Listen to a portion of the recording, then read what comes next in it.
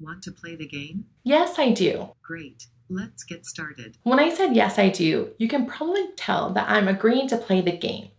If I said yep instead, it would still be the same. I'm agreeing. I'm saying yes.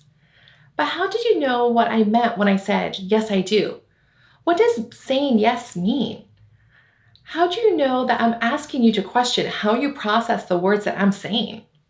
Big questions, but ultimately, the likelihood is that you're able to map my words to other examples in your experience that are similar and apply logic, like the fact that the action asked me if I want to play the game right before. When building for Google Assistant, your action needs to do this too. It needs to map what users are saying to some type of knowledge and apply logic so it could generate the right response. Your action defines what user input is valid, which you do with intents. Let's go over what intents are in general and how they work. Then dive into the two categories, system intents and custom intents. Intents are general machine learning concepts that classify users' input or system events into a structured object that your action can process. For example, you create intents that handle users' input with variations like yes, I do, yep, or yeah. And intent maps all of these variations to a single event, so you can handle users' input variation in predictable ways. Now let's see how intents work. Here is a diagram of the user, Google Assistant, and your action. When a user provides input, Google Assistant processes the user's input and uses up the assistant's natural language understanding to match the user's input to an intent. Then, Assistant passes the intent information to your actions project. Then your action can process that and construct a prompt for the user, which is then given to the Google Assistant, and then the assistant delivers that prompt to the user. Earlier, I mentioned that there are two types of intents, system intents and custom intents. Let's dive into each of these. System intents represent common events and define the language model for you automatically. Some examples of system intents are when a user invokes your action, when a user says pause to pause the media player, when a user says cancel, or when the user doesn't even provide input, and more. Some system intents also provide default prompts, but you should change the prompts to fit your use case when appropriate.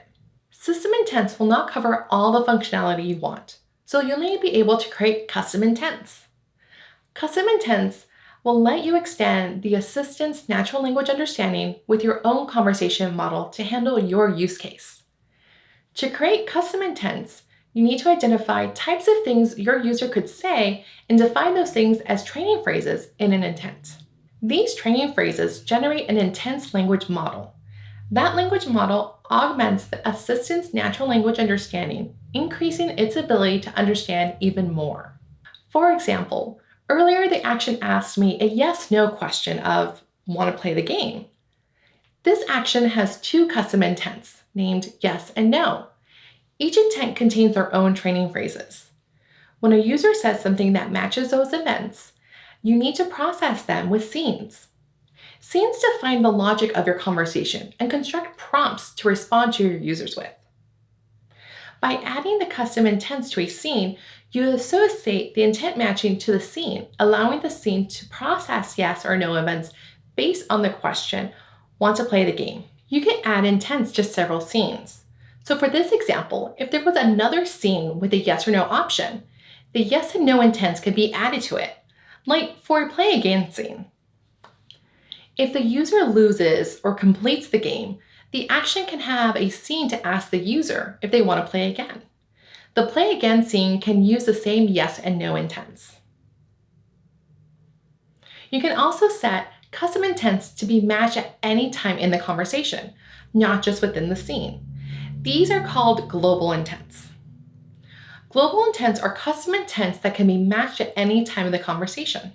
A good use case to use this is a global help intent for a game. That way, when a user says, help, at any point of the game, they'll be matched with the global help intent. You'll want to be mindful of this and only have global intents on items that are truly global. However, your scene intents can take precedence over global intents, letting you control intent matching when needed. Global intents are also eligible for invocation, called deep link invocation. Finally, custom intents can also use parameters. Parameters are a way to extract particular data from the user's input. This functionality can be demonstrated with another fictional action that has two styles of games, style A and style B. If a user says, play A game or new B game, it'll understand the intent is the same, to start a new game, but that it's for a particular style of game. You can identify the game style with parameters. Being able to understand your user is key to making rich and unique experiences. Intents help you translate your user's desires into action. Check out the dots for more requirements and details. Join our dev community on Reddit where you can chat with other Action on Google devs and stay up to date by following us on Twitter. I'm Jessica, thanks for watching, and I can't wait to see what you build.